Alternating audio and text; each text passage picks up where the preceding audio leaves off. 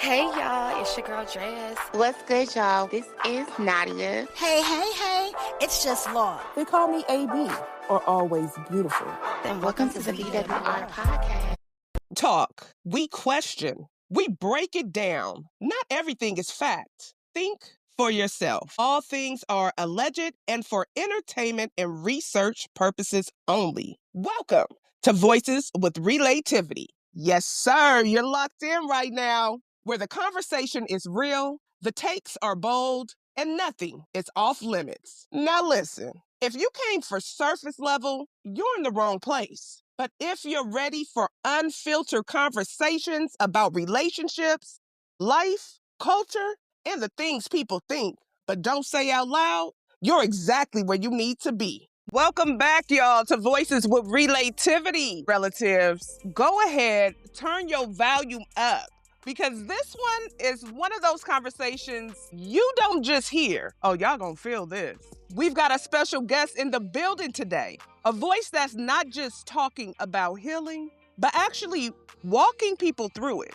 His work is raw, it's honest, and it doesn't sugarcoat the struggle. Not only is he an author, an artist, Scott Manningham is an Army vet, husband, father, and an overall survivor. He's the author of Light Up the Darkness, From Silent Struggle to Powerful Purpose, a book that takes you inside the real battle with depression, anxiety, and self-doubt, and shows what it looks like to come out on the other side with intention.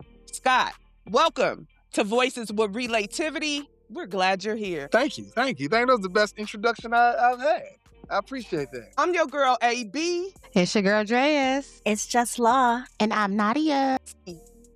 Y'all already know we have to speak with our relatives first before we do anything. Scott, this is a segment we have for our audience. We call them our relatives. It's called Relative Roll Call. Today, I'm asking pain, purpose, or performance, okay? So tonight, we're gonna go deeper than surface talk. We talking about pain, the kind that people hide behind, smiles, success, even relationships. Scott Manningham's Light Up the Darkness takes us inside a man's silent battle with depression, anxiety, and self-doubt, and how he turned that pain into purpose. But here's the real question. Are people really healing or just performing healing so that the world doesn't see them break? Some people looked healed. They posting quotes, going to therapy, speaking positivity, but they still bleeding inside. Is moving on the same as healing, or are we just getting better at hiding pain? That's my question, Scott. I think for the most part, majority of us, we are getting better at hiding pain.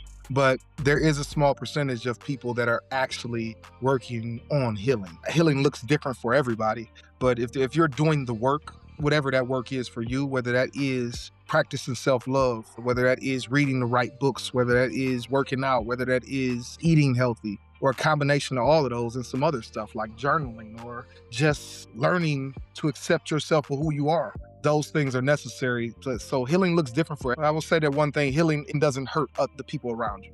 It may hurt their feelings, but it's not going to physically hurt them or take from anybody. Drāyas, is moving on the same as healing, or are we just getting better at hiding pain? I think people like to conflate the two. Some people actually do heal, but I think some people try to honestly mask a lot of things and they're calling it healing. I understand what you're saying. I get it, because oftentimes people can utilize it like a vice, or they mask it. So it's like, hey, I don't want you to know the struggles that I'm going through. And even when we talk about men that have families, they're going through pain, but they got to be okay for their families. So they don't want to look weak. Right. I mean, when I hear that, I think about a gospel song where it's about encouraging yourself. And as I encourage you, I encourage myself. So I feel like that alone, speaking of the song, it hits so deep, because it's really about those moments when nobody else is there to lift you up. So you have to speak life into yourself, right? So now when you've been speaking life into yourself,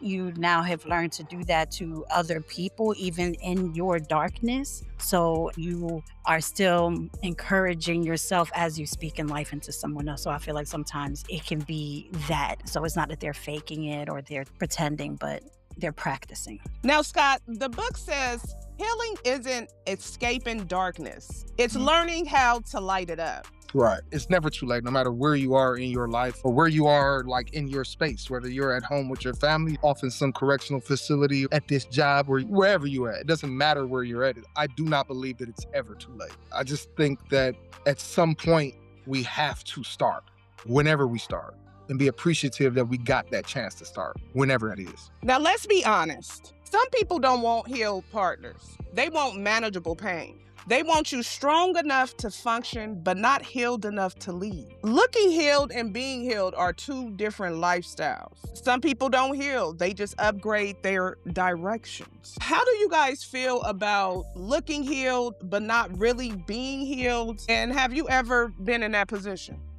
Drāyas? That's called fake it till you make it. Don't look like what you're going through. You got it, girl. You strong black woman. That's what that's called. Because let's not act like we don't hear those tropes when it comes to the black community, and that's actually having to deal with and address our stressors, triggers, our regular life. What do we hear? Y'all got it. Y'all strong. Oh no. It's always in the black community they tell you that you got to check on your strong friend. Why is that? Ain't nobody else checking on them. Hello? And why do y'all keep telling them to be the strong friend and that they got it? I don't know if anybody wants to have that conversation, but I believe that there is an absolute power to faking it till you make it, but you have to be going towards that goal. So it's this thing that we say, like in therapy, like this experiment done a while ago. Now, don't quote me on nothing, but you can quote me on a little bit of it, the essence of it. So there's this experiment done at one point where it said they took a room full of depressed people. They told half of them to smile to see how much dopamine or whatnot or serotonin was created into their blood, to measure their brain activity to see if they was actually expressing happiness. And then they told the other half not to smile, but they put a pencil in their mouth so that their muscles could fake so that their muscles would go into the same position that they would if they would smile. And both brains produced the same amount of activity, which means the brain didn't recognize whether or not I was smiling or wasn't smiling. It just recognized that I need to give him some dopamine. I need to give her some dopamine or serotonin because this action is happening. A lot of times you don't have to be happy to do happy things, right? So okay. We can be in a space, and because I'm depressed don't mean that I can't go outside and take a walk. It don't mean that I can't go get on the treadmill. It don't mean that I can't go hang out with my family and be around people who are smiling. Those environments, just like that pencil in the mouth, will change our brain chemistry. It changes the way our brain operates. So there is a power to faking it till you make it, but you have to try. The intention is everything. Absolutely. Relatives, healing isn't pretty. It's not linear, and it definitely isn't performative. Whether you're in your darkness or learning how to light it up, just make sure it's real. Because fake healing, it will show up in real relationships. This is AB, Voices with Relativity, Drāyas, Just, Nadia, and our special guest, Scott, with Relative Roll Call, y'all. Welcome back, y'all, to Voices with Relativity. We have Just Law with Relative Gems with Just. Just, how you doing today? I am doing great. Thank you so much for asking, and welcome back to Relative Gems with Just. I'm your girl, Just Law, where we don't just talk, we gem up, we grow, we reflect, and we face the truths most people try to avoid.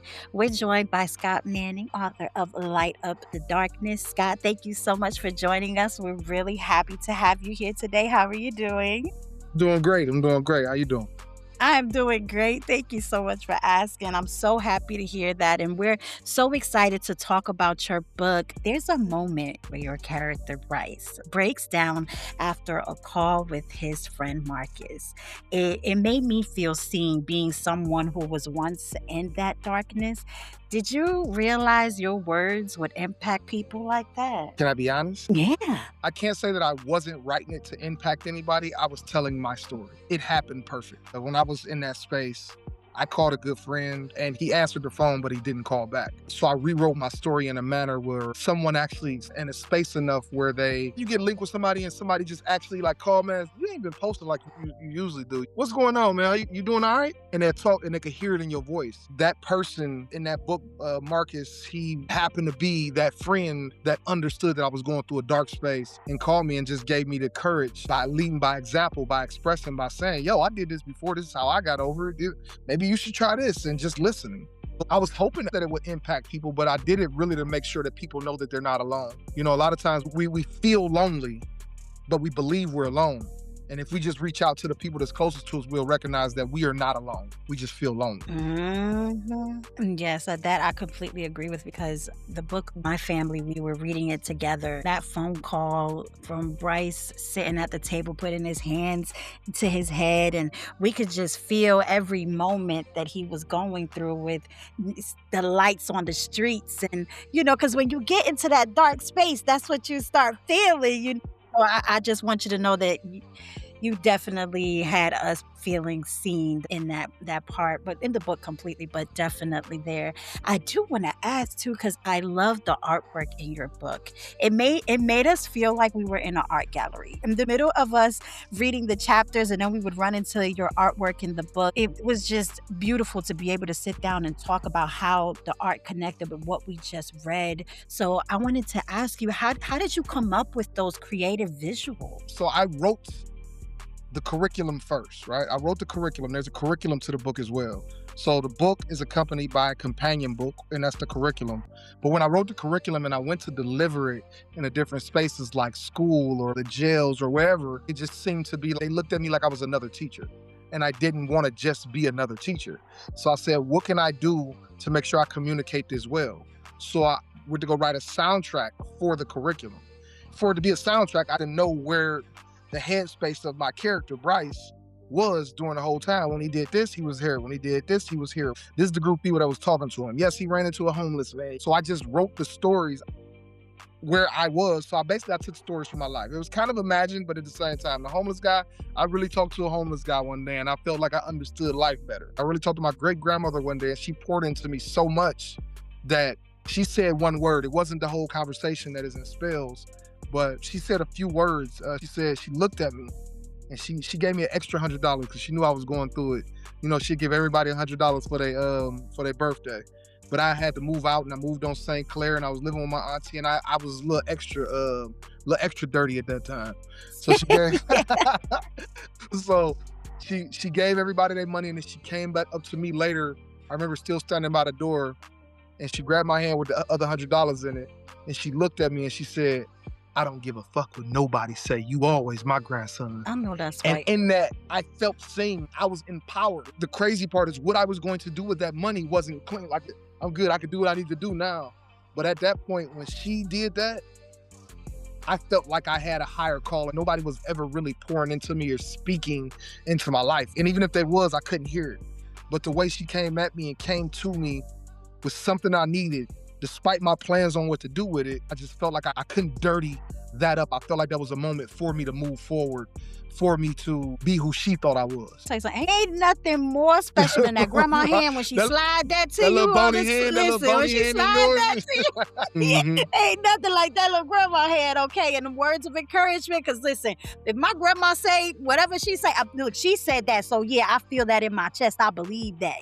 And it's so funny you bring up the homeless man, because Listen to me, Scott, when I tell you the homeless man's message about controlling your thoughts was so powerful. When he said, decide which narrative will help you have a fulfilling experience, because if you don't, your brain will choose for you. He was dropping gems all in that chapter, and that was going to be my next question for you. I had to ask, was this man real?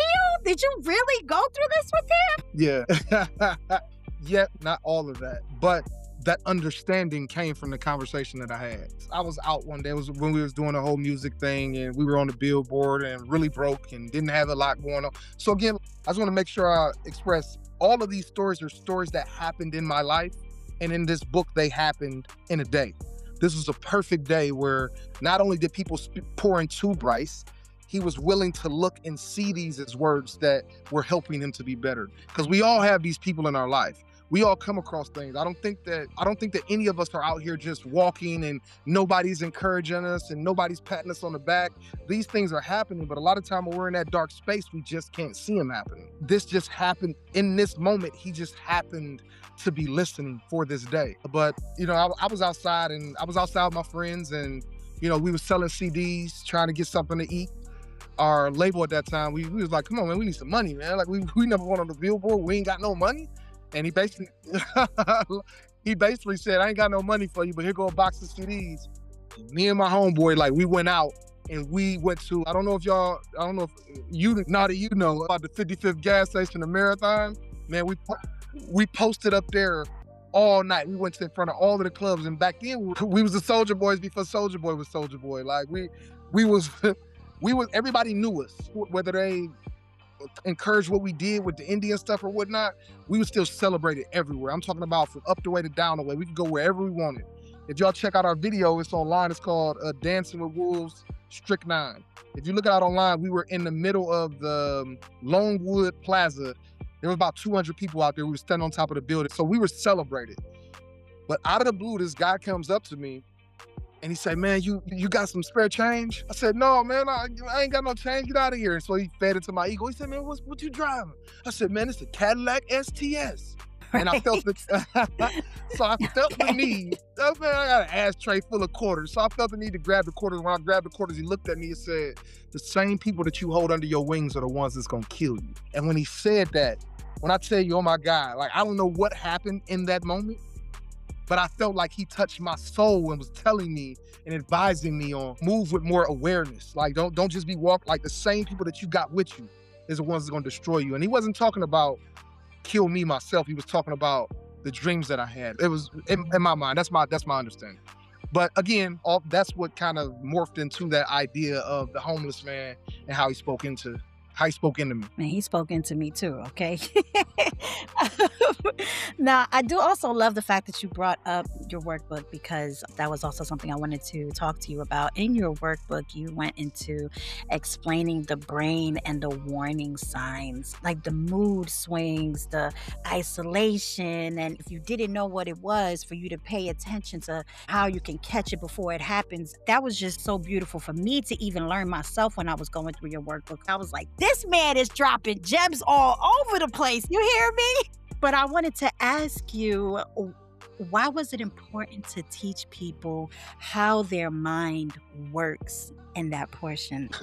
So first of all, I want to make sure I tell all y'all, thank y'all for being so interested and not just getting on here talking, for actually going through the book and doing y'all part and doing y'all homework.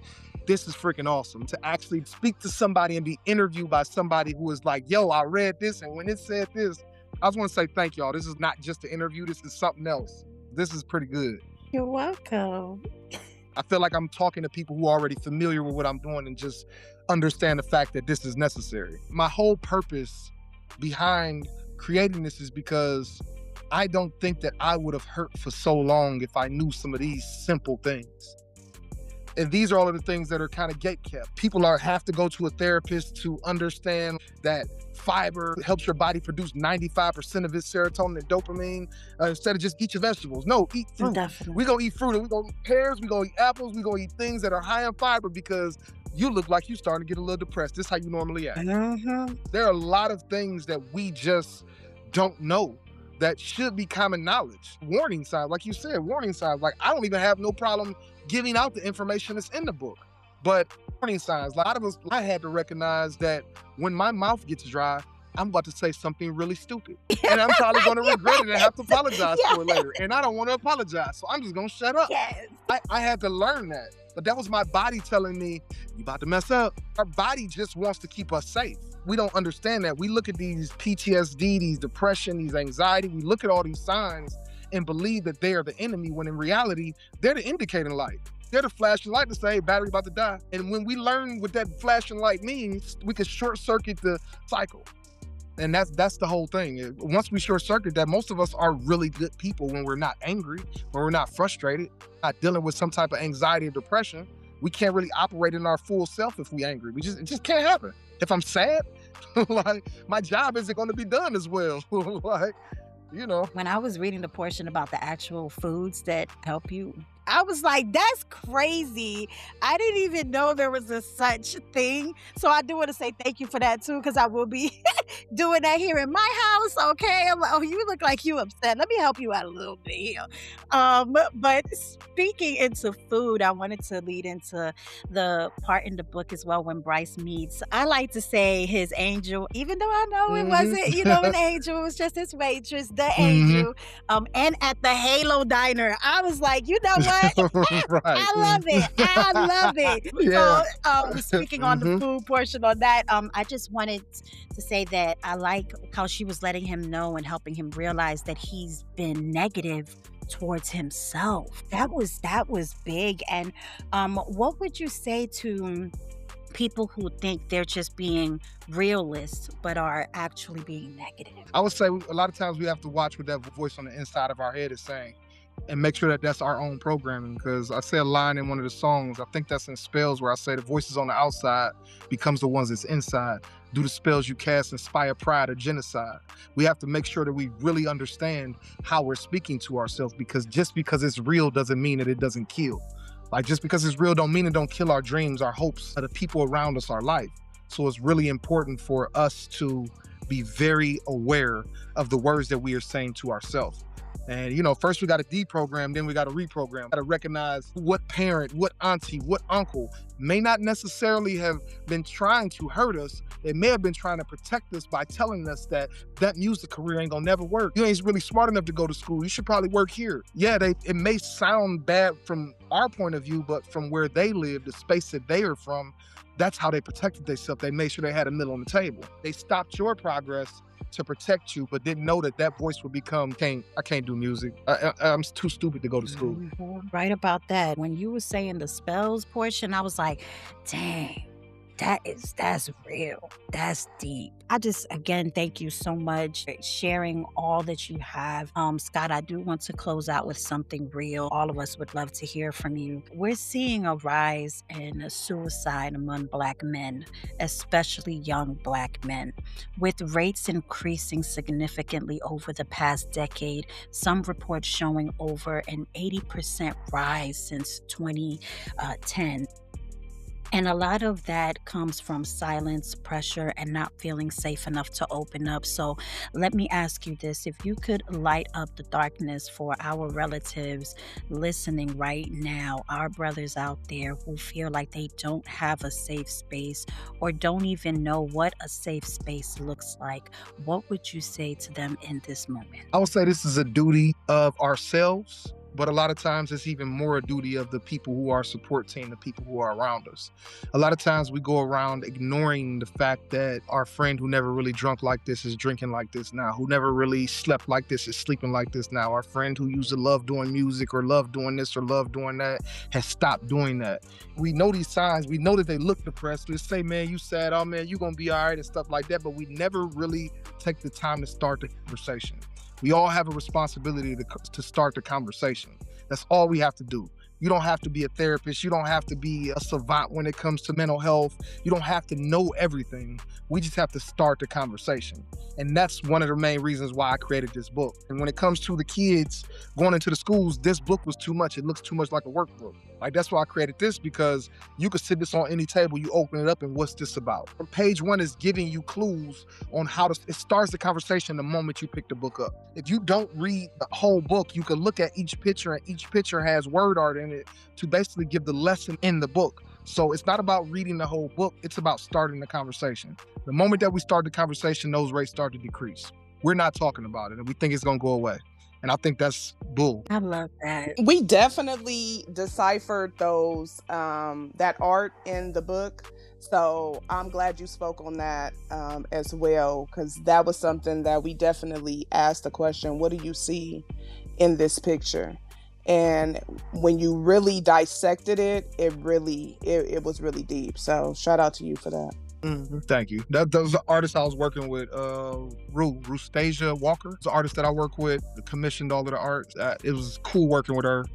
Best thing about working with her is that she did the same thing y'all did. She sat down, and I was ready for her to just print out paintings and send them my way. But what happened was she sat down with the music for about a month and a half. She listened to all of my old music. She watched all my old videos, and then finally sat down and started doing the artwork. She had 6 or 7 different prints that she came up with before, and although they were awesome, they weren't what this book needed. When she went back to the drawing board, that's when she created all of these that's behind me. And it was literally, I was just like, man, this is it. I just got out of her face and said, do what you do.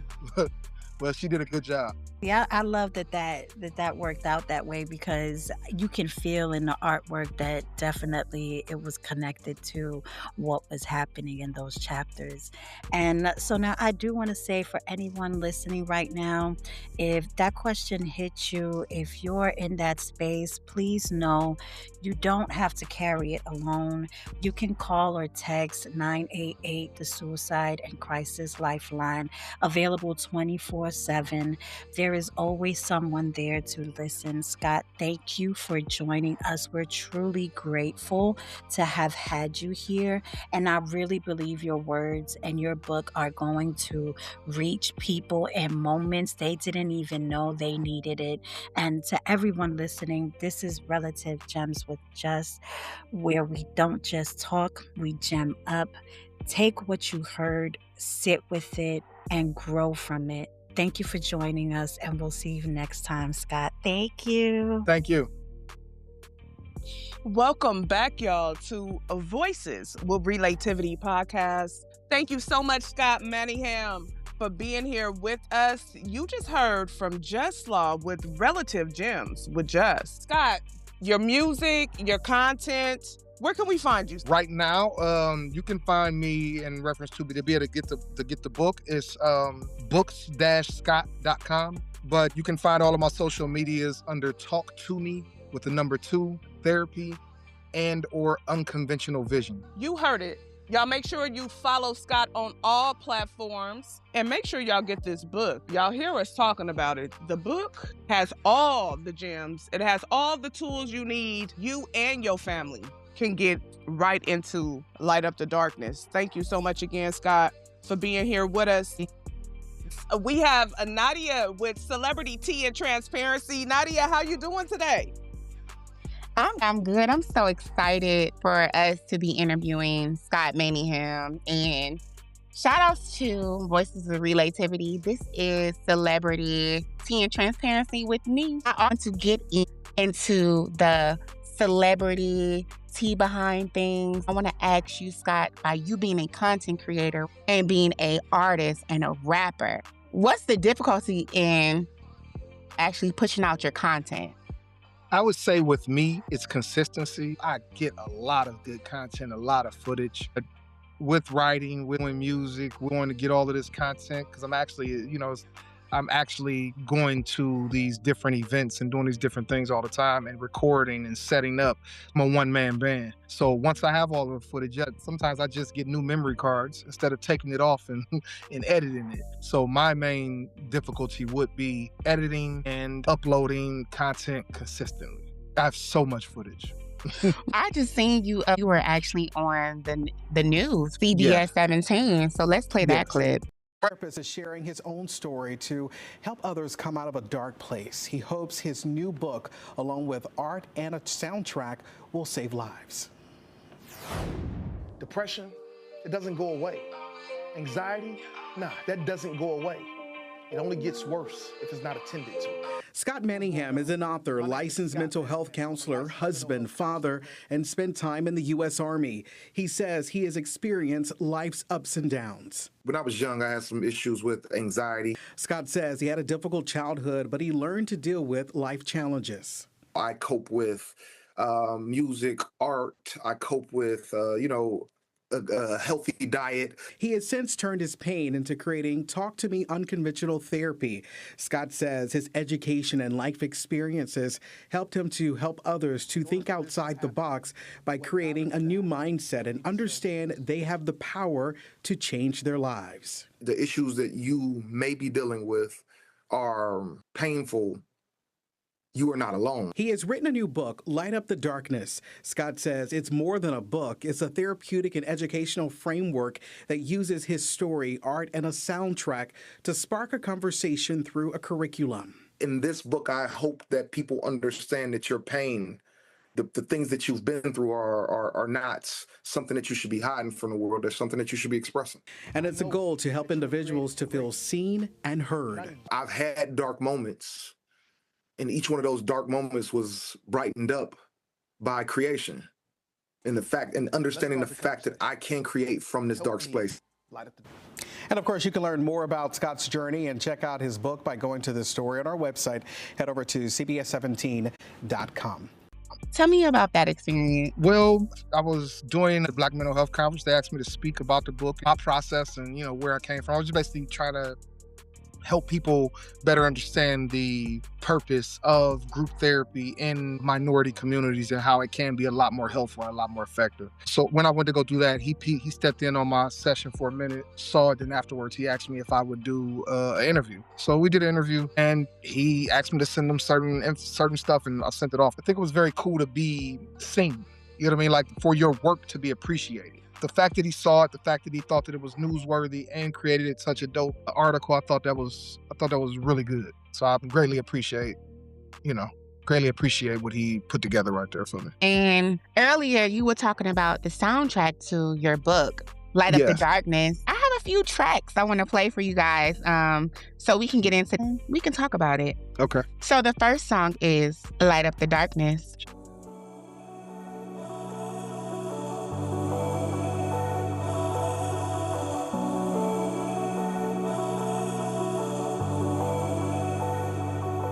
I hate to be the one to tell you, ain't no way to say it graceful. Listen, ain't nobody coming to save you. You gon' hit the bottom, I want you to know it's gon' hurt. But that's where you are defined, cause that's where you do your work. At the bottom, in the dark, all alone, on your own, isolated from the world, where your groans go unheard. You've been given everything you need to climb out, but your doubt and self-pity is baggage that holds you down. Listen, you can continue reminiscing, a strap up your boots and construct the vision that you've been given. Make a decision, requires for you to make division and separate who you were from who you will be. I cannot get out of my head. How could this be? I built these walls, I dug this hole. Why I can't see? I got a mallet in my hand, but I won't use it. See a light off in the distance, I won't go to it. Feel the faint sound of love, but I'm deaf to it.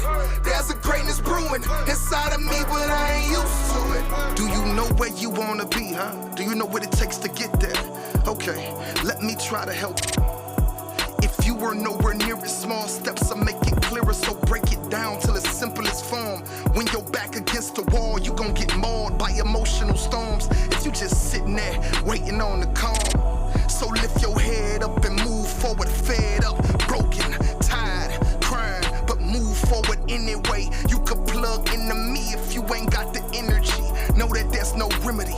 Once you know the darkness is there, you become responsible for bringing it. Yeah, know that the light is not on you, it's in you. I cannot get out of my head. How could this be? I built these walls, I dug this hole. Why I can't see? I got a mallet in my hand, but I won't use it. See a light off in the distance, I won't go to it. Feel the faint sound of love, but I'm deaf to it. There's a greatness brewing inside of me, but I ain't used to it. Anything that we do in this moment automatically and immediately affects our future. So in a sense, we all time travelers. If we manage our thoughts and actions in a manner that's productive, we could choose a path to the future and then construct it.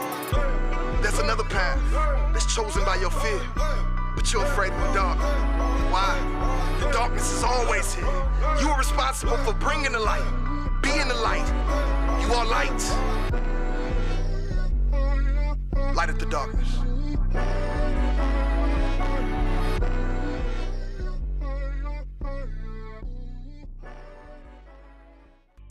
So tell me the process. That sounded so good. Thank you. I wrote this album a lot different than I wrote for all of the albums before. Normally I wrote those songs to beats. This album was pretty much the things that I talked to clients about. It just I put in a few rhyming words here.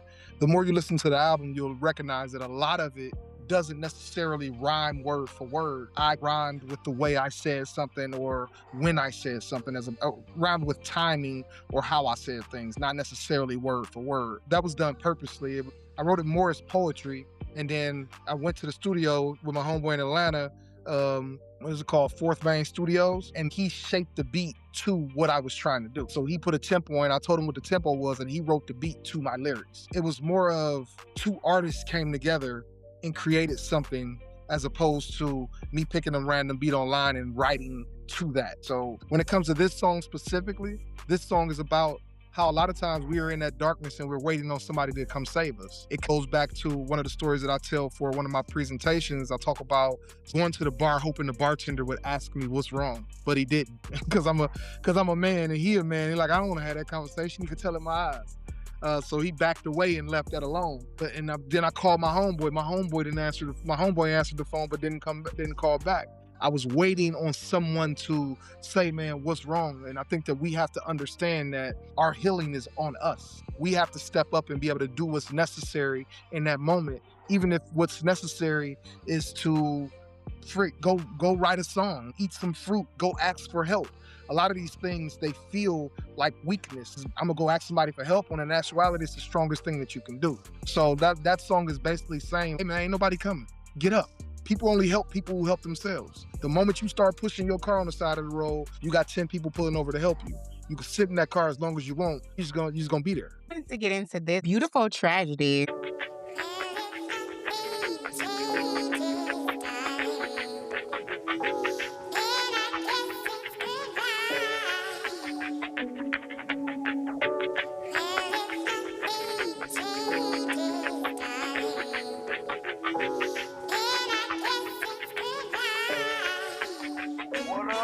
As we painting these pictures, you may not like what we etching, but it don't mean it don't capture your essence.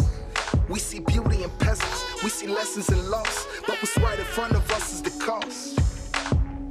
We the dreamers, we the ones that paint the future if the present don't take us first.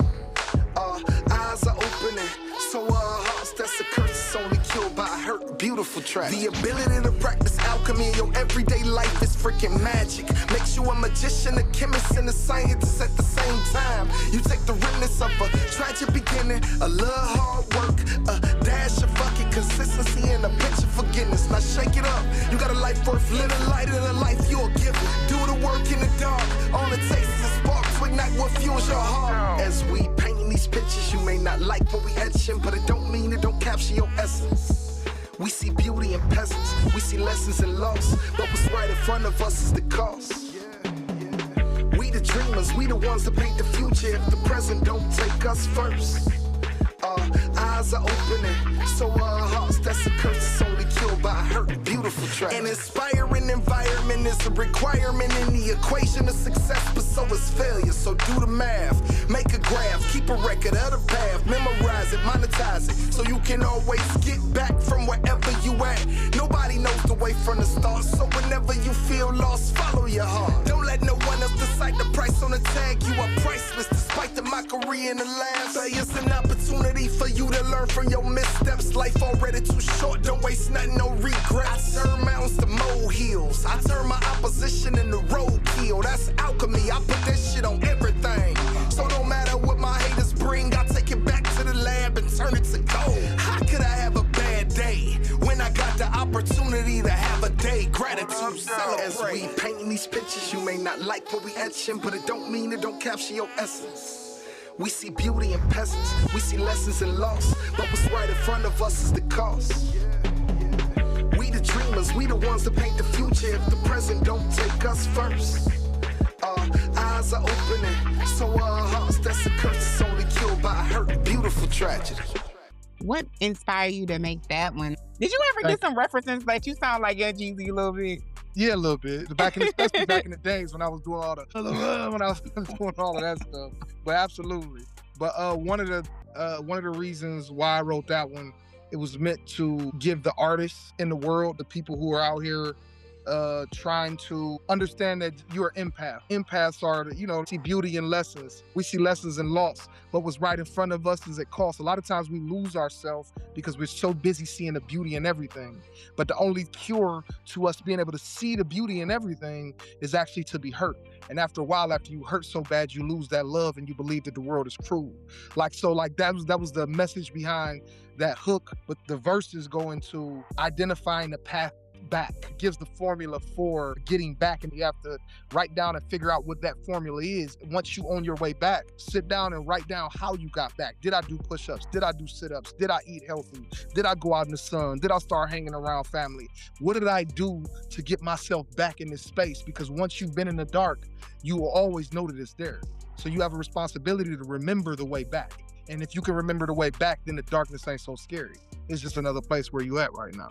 It's easier to get up out of it. We got one more. It's called Spells. Where can they catch all this music at?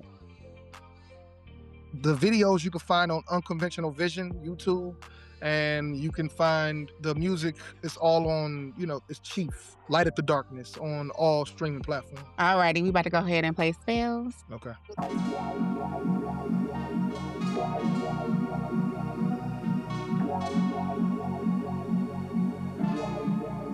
Hey Scott, this is Granny. I just was thinking about it in your car. I love you and God bless you. What up, though? Say you had enough and you just need some love. So you should open up.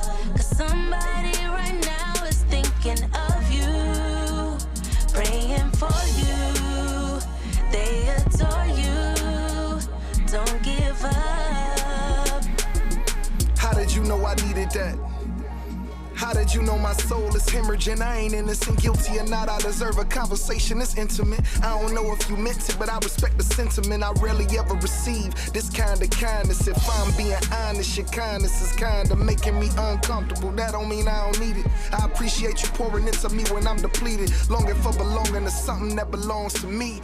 FOE, family over everything. So we take what we must to be the canopy they need, never considering who'll be there to cover me. So never minimize the words that you speak. Those kind words meant for a younger version of me. A me that needed a hug, a me that needed some love, a me that needed heard, instead was told to toughen up. Say you had enough and you just need some love. So you should open up. Cause somebody right now is thinking of you, praying for you. They adore you. Don't give up. You say you had it rough. You feel like it's too much and you don't care enough. But somebody right now is rooting for you, reaching for you, cheering for you. Don't give up. It's hard to appreciate being appreciated when your depreciation's always normally the focus. Everything can seem a little hopeless when the scars and the bruises are the things that everybody notices. The voices on the outside become the one that's inside. Do the spells you cast inspire pride or genocide? You never know how far your words will echo through time. That's why I take my time to carefully edit every line. I believe it's by design. We're supposed to stand on the shoulders of those that come before us. But if I don't trust you and you don't trust me, we can only see what we all see. So thank you for using your words to inspire change and recognizing that love is a verb that requires action. Together, we could do something insane like love one another or paint pictures filled with beautiful colors. Say you had enough and you just need some love. So you should open up. Cause somebody right now is thinking of you, praying for you. They adore you. Don't give up. You say you had it rough. You feel like it's too much and you don't care enough. But somebody right now is rooting for you, reaching for you, cheering for you. Don't give up. I really wish you really understood the power of your presence in our lives. Your words alone could build up kings and break down giants. This is alliance that needs to be adjusted. I ain't gonna lie, it might take a generation or two, but words like that breathe life into dead things. You just saying that? You mean it. Thank you. Okay, honey, all right, I love you. Give my blessings to everybody, okay?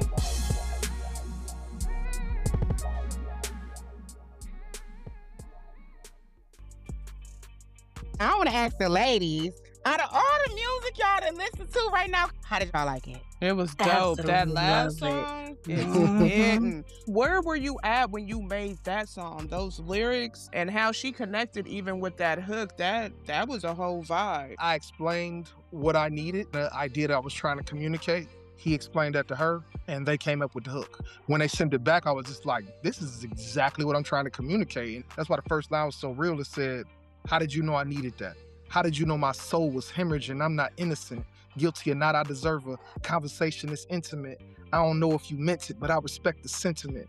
I rarely ever receive this kind of kindness. If I'm being honest, your kindness is kind of making me uncomfortable. A lot of times we are in this space where, speaking as a man, and really this is a conversation to women, saying that if you really want to help you, help us, help me, then speak to me softly, be like this. And you know, I tell my wife all the time, I probably wrote this in a space where I didn't feel appreciated or loved by her. And this song was really just me speaking to my wife, speaking to my son, saying, this is what you deserve. I was in a space right here. That's why every lyric on here, I took my time with it. And it's probably, it's one of my favorite songs.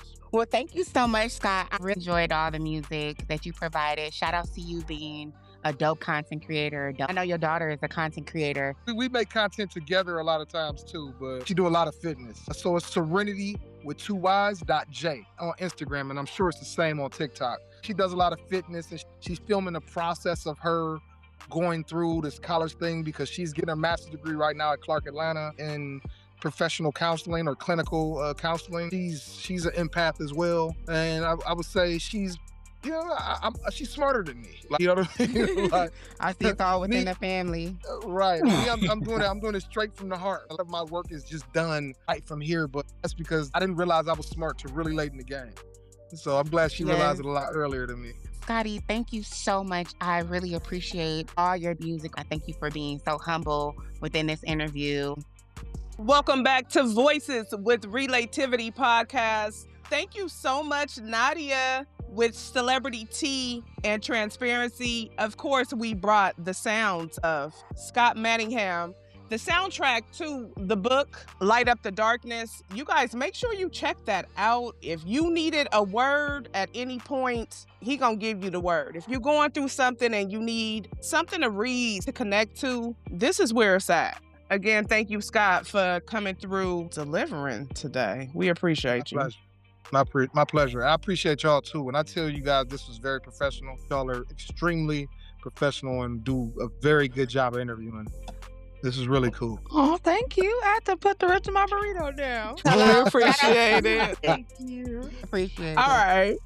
So, Scott, we're going to go ahead and get into It's Your Girl AB with the real spill, okay? Now, what I want to discuss tonight is healing loud but loving right, okay? Mm-hmm. You're now rocking with your girl AB, only on Voices with Relativity, and this is the real spill, where truth gets uncomfortable and healing gets real. Turn it up and don't touch that dial. Now, Scott. Yes, ma'am. Tonight, we outside.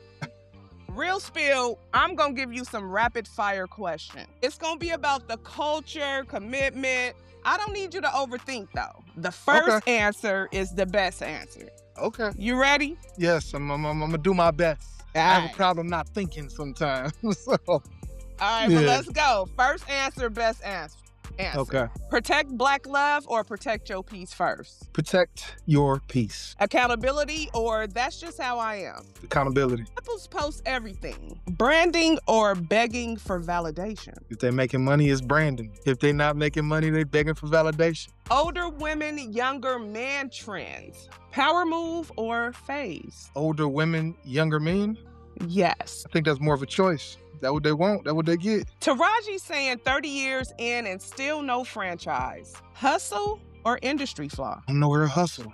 I don't know what she's doing behind closed doors. But sometimes you can't get blackballed. So it will probably be an industry thing if her hustle is how I think it is, because she is in some good movies and she does do the work. So it will probably be an industry issue. Toxic lyrics, but want a healthy relationship. Possible or cap? People wear different hats. But sometimes people do what they need to do to get paid so they can support their healthy relationship and go on trips around the world and stuff. Wake it up. Okay. Don't need nobody mindset. Empowerment or defense mechanism? Defense mechanism.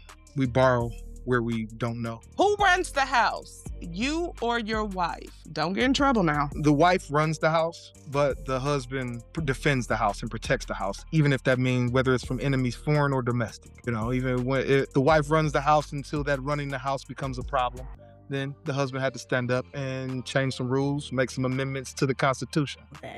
Being the provider, pressure or pride? Both pressure and pride. I believe that it is a lot of pressure that no one can really, but it's a necessary pressure, because without that pressure, how much do you actually provide? But providing is necessary. I think that we have to provide protection and provide for the household in order for everybody else to be able to chase and seek out their dreams, be unbothered, right? A lot of the times, the things that keep us from achieving our goals are the pressures that come with providing for ourselves, keeping a roof over our head, electricity being on, what meal we gonna eat next. When a man provides that, a lot of times he sacrifices of himself, but that's so everybody else don't have to. And I believe that that's necessary for the growth in families. Last word in an argument, worth it or not? Never. I don't need to get the last word. I just need to be heard. Final question. If your life was a viral clip right now, would it show a man who's healed or a man still hiding it well? A man who's healing. I don't think we're ever truly 100% healed. We will all be healing. When you recognize that healing is a process that lasts forever, it can get a little monotonous and it can seem a little hopeless until you recognize that that's part of the process of life. We will always be healing until we're not here no more. And if we're not healing ourselves, then we'll begin healing others. But even in that process, we're speaking about how we heal and to give them an understanding that they're capable of doing it too. That's the Real Spill Rapid Fire, y'all, with Scott Manningham.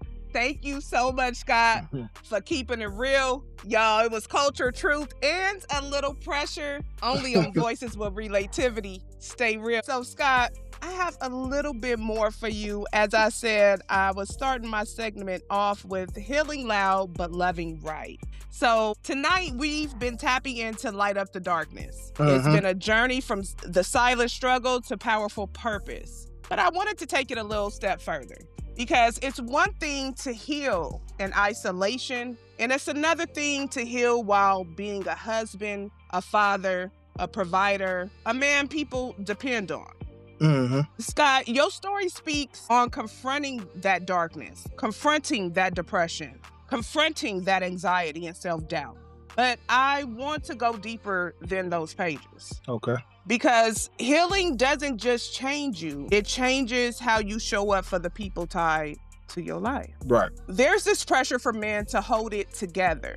Did you ever feel like healing made you look weak in your household before it made you stronger? I believe that can absolutely make you feel weak if it means that you have to ask for help, if it means that you have to submit or cry or, be in a space where you say, I don't know. One of the biggest things that started my healing process is when I went to, I think it was Disney on Ice or something with my daughter, and she asked for this fan that you it's got the little light on it and it say something like Disney. I literally couldn't get it, because I didn't have the money. I just got out the military, my unemployment was up, and I couldn't get it. In that moment, me telling her, I can't do it. Daddy doesn't have the money right now. I just didn't say no because I didn't want to tell her no.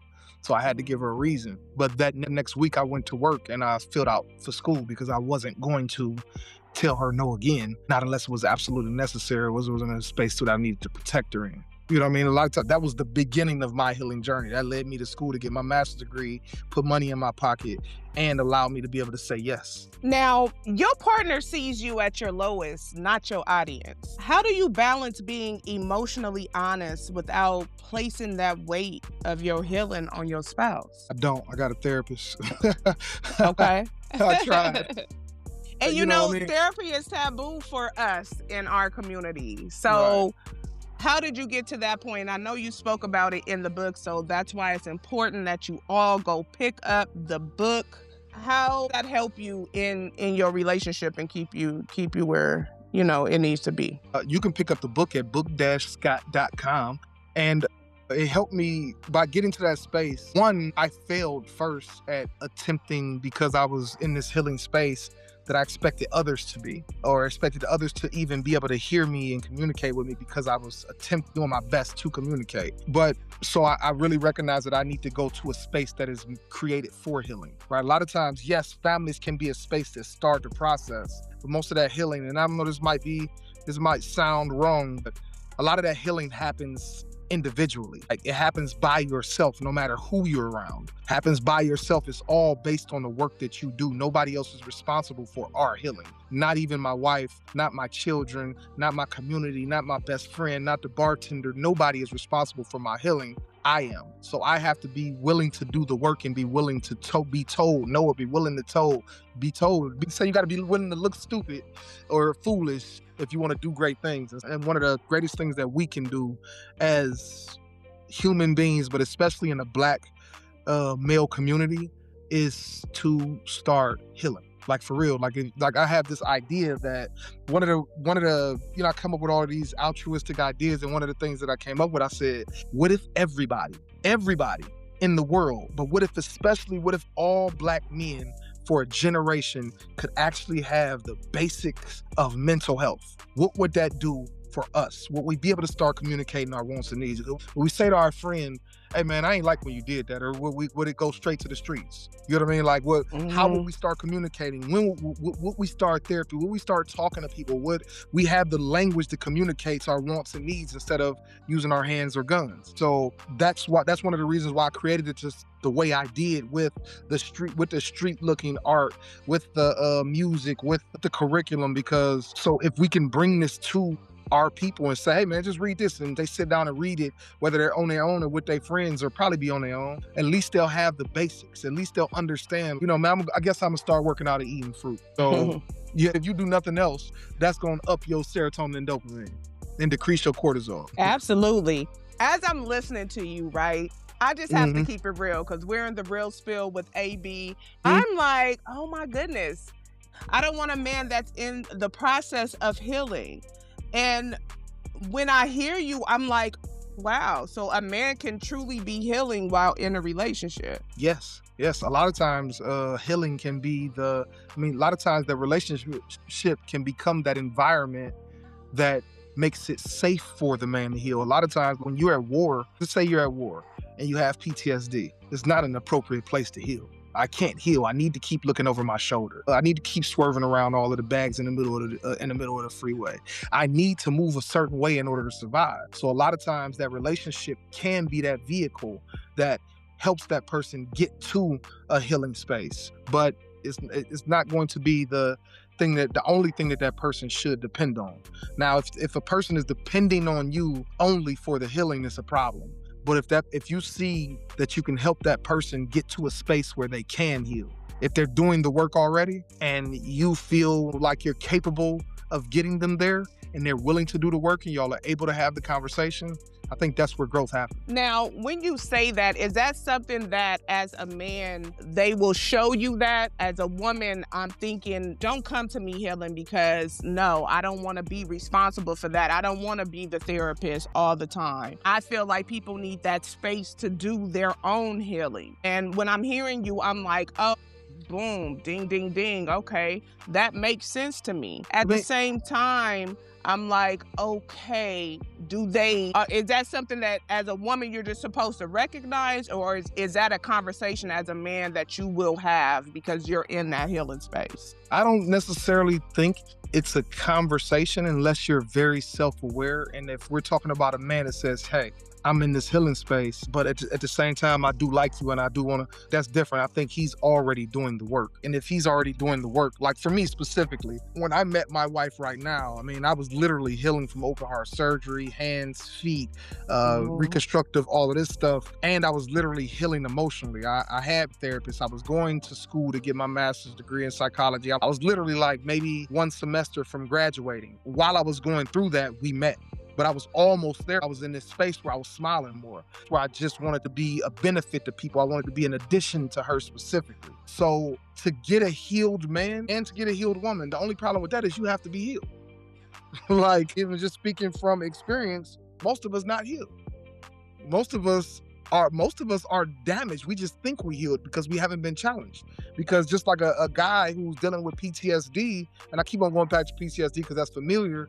Yeah, he's healed until a door slams. He's healed until somebody yell loud enough. He's healed until something happens that triggers him, and then now he has the ability to show how much he's healed based on how he reacts. But if that door slam or some fireworks go off and I jump under the table and grab my gun, then we might have a problem. Like there might be still some healing that need to be. There might be still some work that need to be done. Yes.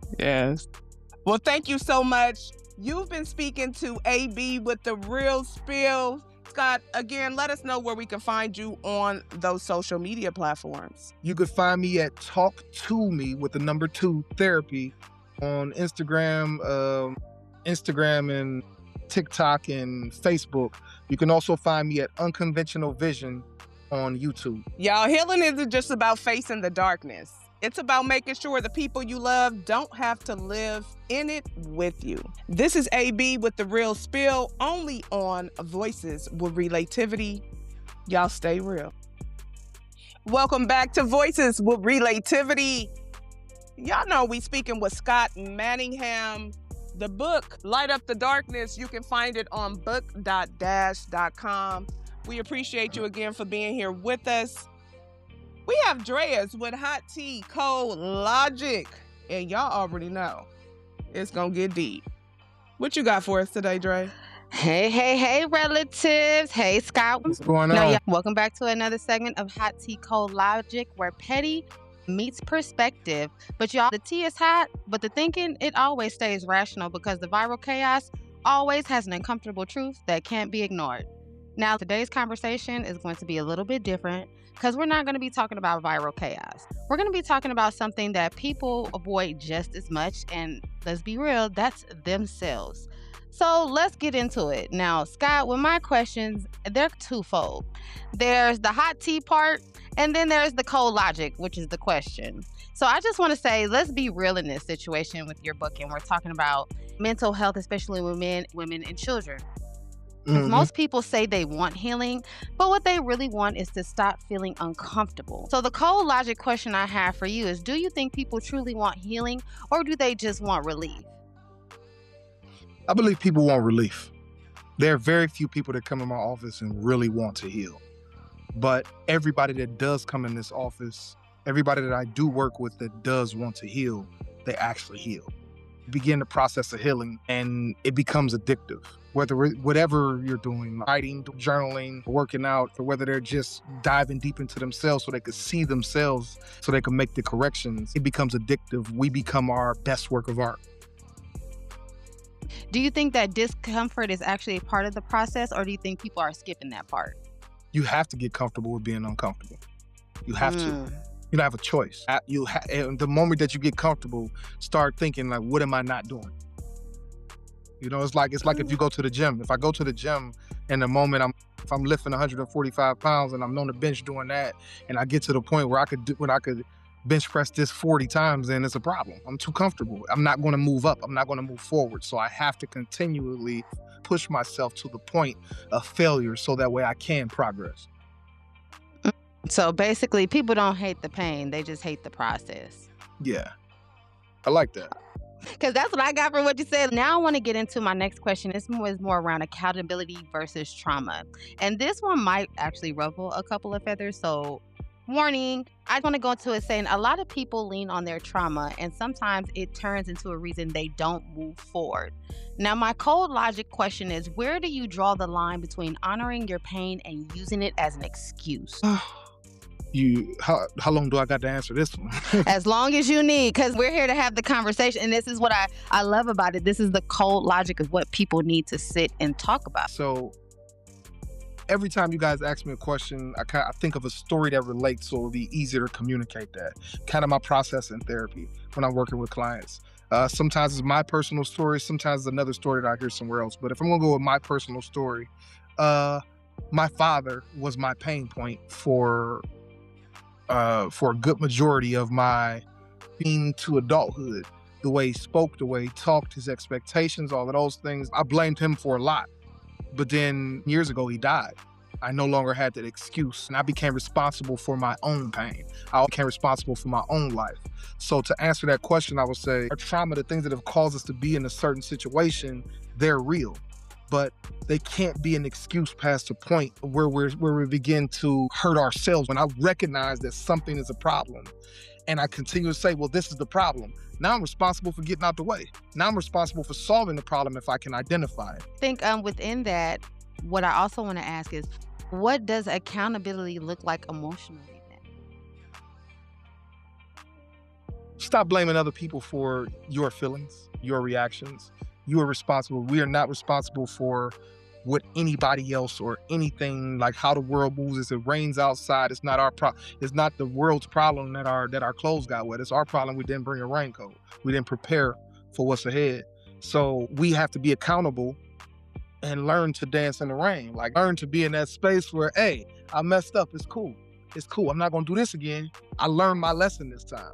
I'm going to move forward. Next time, I'll make sure I got a raincoat in the car. So healing isn't just about what happened to you. It's what you do with it thereafter. Yes, absolutely. I like that. So as we get into the next one, this is going to be more around toxic positivity call-outs. Now, this one is personal for me, because I am big on this saying, but I'm big on this saying because I really be protecting my peace, right? Mm-hmm. And this made me feel away. It triggered me. So basically, the hot tea for this is social media has everybody talking about protecting their peace. I know this because I say it at least 500 times a day when I'm not about to deal with something. But it also cuts people off and it only focuses on good vibes only, and it lets nothing disturb them. Basically, girl, you cannot kill my vibe. My cold logic question for you is, do you think that mindset is helping people heal or helping them avoid themselves? The crazy part is I did a presentation on this. It's cool. It's like you almost read it. Oh, this is great. What's this thing? It's this thing that I developed called Finding the Silver Lining. And I developed it when I was in Iraq. Before I knew all of this mental health stuff, I watched somebody die for the first time. I watched the blood come out their mouth. They died right in front of me. And from that night on, for about a month, I went to sleep, laid in the bed, and I would just keep seeing, it wasn't like it was scary. It was just like, this was a thing that kept on coming up in my mind. Like, damn, this dude died. I've seen the bubbles, the blood, him take his last breath and him open his eye. And I consistently seen this every day. So one morning I got up and I said, you know what? I don't want to see that no more. So I started going throughout my day trying to identify one thing. I talked to my daughter one day. And when I got that vision, I said, nope, not going to think about that. I'm going to think about my daughter.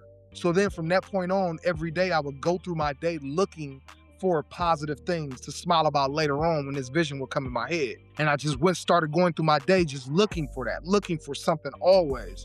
And what happens is our brain is programmed to identify the negative things. It's programmed from birth. It said I have to recognize what can hurt me, what can kill me. It's a survival technique and it should do that. But sometimes it's not beneficial to us anymore when we're no longer at war, when we're sitting at home, when we got a $100,000 a year job and got our feet kicked up and, you know what I mean, got the house of our dreams and a wife and the family of our dreams, and we sitting back, but we still in this space where we're still dealing with these PTSD, anxiety, depression symptoms. And so our brain is still looking for the problem. And it does that because that's what it's been trained to do. Now, when we start intentionally looking for the positive things and calling them out and pointing them out, like then we train our brain to begin to focus on the positive, not ignore the negative, because we need to know where the negative things are. But I begin to intentionally focus on the negative thing, on the positive things. And in doing that, we retrain our brain to just be more positive and stay in a positive context. And I just want to say that is not toxic positivity, that is neuroplasticity. We changing the chemistry of our brain in order to identify positive things. Now, as you change how your brain is identifying, do you think that growth can happen without discomfort? No. No. No. Yeah, if you're in a coma, you might grow while you Well, because no. I think that's what happens when people are saying I'm protecting my peace. Like, some people still aren't dealing with the thing that you're quote unquote protecting your peace from. So that's why I want to say, like, without that discomfort of dealing with what it actually is you're protecting your peace from, is there really growth? Yes, I don't have, like, unless I have to deal with this thing, unless this thing is a bill and I'm deciding not to, I'm protecting my peace against that bill, so I'm not gonna pay it. They gonna turn it off. Now that might be problematic, but I don't have to invest in the ideas that you have of me. I don't have to invest in your perception of me. That is your perception of me, and you own that. You have that. That's yours. But you think I'm too loud. Okay, well, my loudness ain't a problem for me until my boss say it and I can't longer provide for myself. Now, is that protecting my peace, or is that a problem? Like, that diagnosable problem. Like, so as long as it's not disrupting your lifestyle and you are in the space that you want and are choosing to be in, then I believe that it's protecting your peace. But when your problems start to make your life more difficult, to put you in a space where you can't achieve or can't do the things that you were setting out to do, then it's not protecting your peace. Then you are part of the problem. So basically, some of y'all not protecting your peace. Y'all protecting your patterns and avoiding your problems. Ooh, yeah, there you go. I like that. So my next question is centered around doing the work or not. Now, the T for that is your book makes people reflect, journal, and sit with themselves. And if we want to be honest, some people are going to read it and feel inspired, then go right back to their same habits. So my logic question for you is awareness enough, or does healing require action? Healing requires action, but awareness is the beginning. You need to be aware. If I'm aware at some point in my life, especially when it's absolutely necessary, my awareness will serve me. I can be aware of things and never do anything about it. It's going to continue to be a problem. You have to first be aware before you make any changes. You have to first be aware that there is a problem and how to change it. What's the solution? So why do you think that people stop at understanding instead of changing? Because they get comfortable.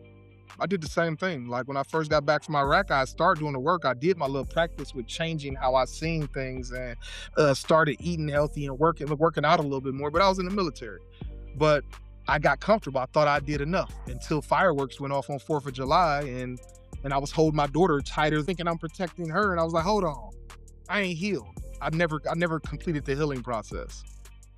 So I had to get back into my books. I had to get back into my working and eating the right things and all of that stuff. So in everything you said, and what I'm hearing is knowing better don't mean doing better. And that's Right. where people get stuck. I think that's the thing we hear all the time. If you know better, you do better. Well, it's like you Right. can lead a horse to water, but you can't make him drink it. Right. They can know better, but they might not do nothing about it. Hello? Say that one more time for the people in the back. And they could know it better, but they might not do nothing about it. And that's not nobody else's responsibility but their own. Now, in talking about knowing better but not doing anything about it, I want to talk about darkness versus identity. Now, we know that people normalize darkness, and that comes from your book, which is powerful. That's cool.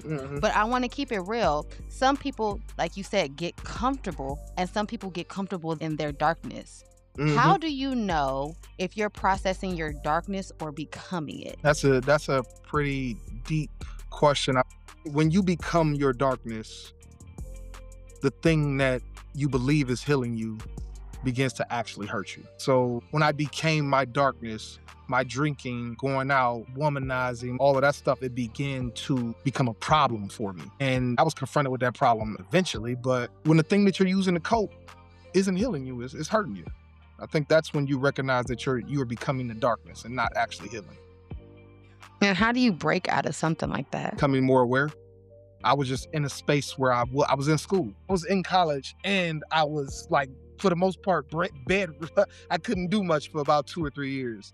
So I was in a space where I had nothing to depend on but this. You know, for the majority of my life, I depend on my physicality, and I couldn't do that anymore. So a lot of times what we do as men, we depend on our guts, we depend on our physicality to get us out of situations. But I believe that there will come a time in every man's life where you're not physically capable. And that will prove if you're really healed. Because in that space where you can't do anything, where you can't do what you've normally done, what will you depend on to get you to your safe space? What will you depend on to process the world around you, your fears, the things that are happening in your life? And a lot of times that's where we break down, when we don't have those tools. And we end up developing those tools late in life, around 30 or 40. When a lot of women, and it's not separate, but a lot of women are given those tools a lot early. a lot earlier. They're given the tools of, hey, come here, talk about it, tell me, journal, write it down. Oh, it's okay. You're going to be okay. Cry. You're going to be straight. But boys, just man up.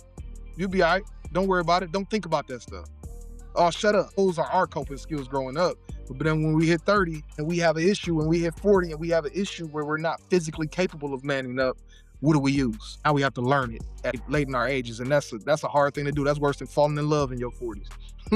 So with all of that said, I think what we're starting to understand in the society and as we get older, that some people don't just experience their pain, they actually start introducing themselves as that. And I think that's what a lot of men are experiencing right now. They're understanding that for so long they've been presenting as their pain. And I think unlearning that is an essential part of why a lot of people need to go get your book and the workbook and actually do the work. And before I let you go, if someone does read your book and nothing in their life changes, what did they misunderstand about your message? If someone does read this book and nothing in their life changes, then they didn't do the work.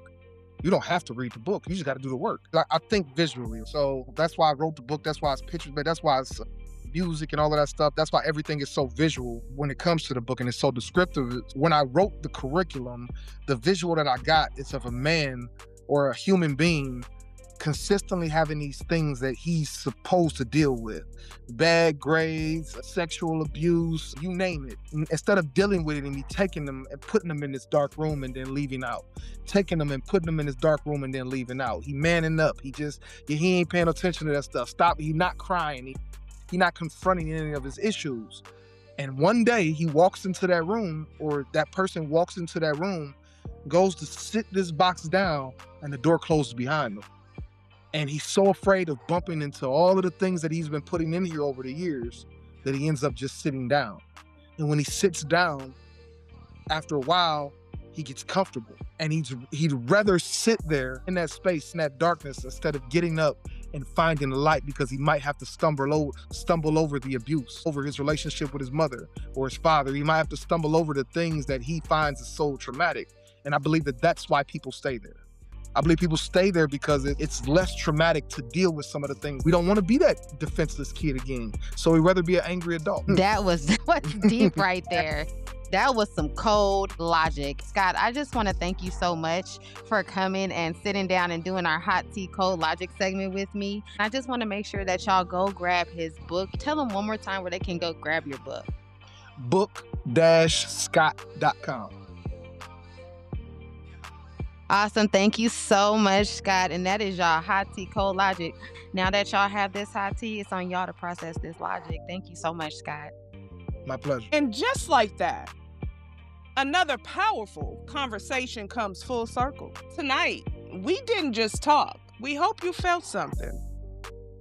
From Scott Manningham's Light Up the Darkness, we took a real journey through pain, purpose, and what it actually means to face yourself instead of running from it. Make sure you pick up Light Up the Darkness at book-scott.com.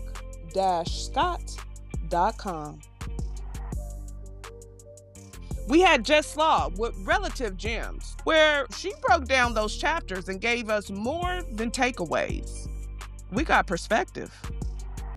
That kind that makes you sit with yourself a little and ask, what am I really carrying?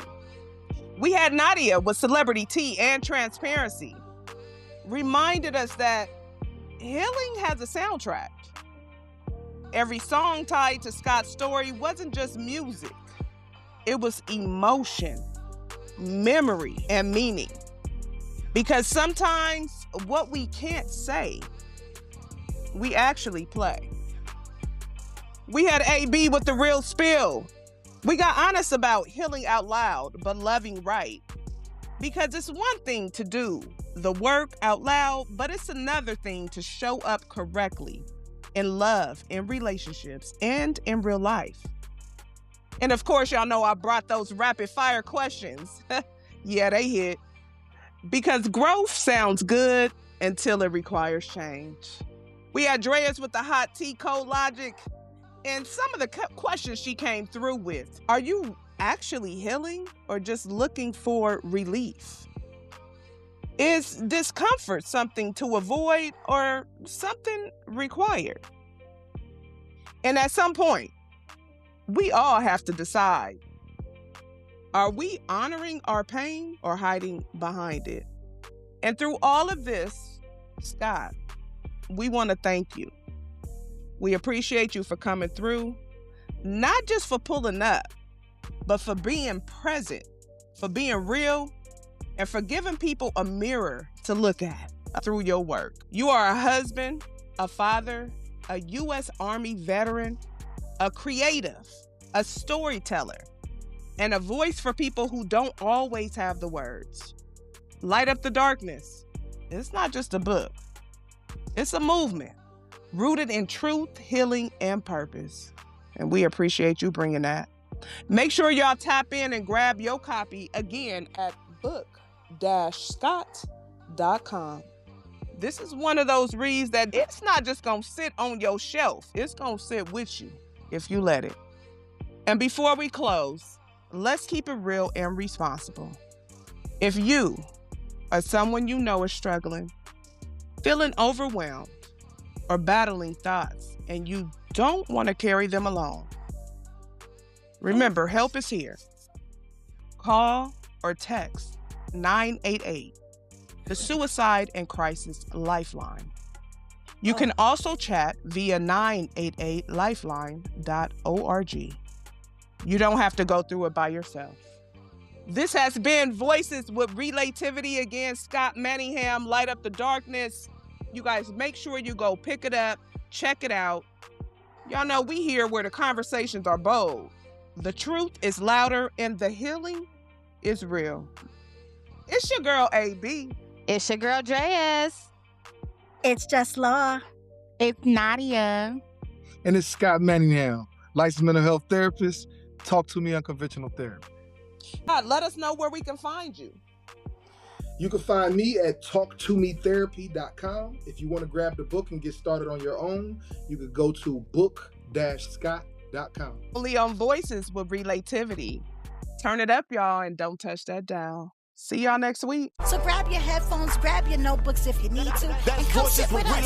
Make sure y'all tap in, stay tuned in, and make sure y'all follow everything BWR. This podcast is where wisdom meets real talk, and where grown conversations actually mean something. Make sure you guys follow everything BWR and stay tuned. Welcome to VWR. Welcome to the podcast.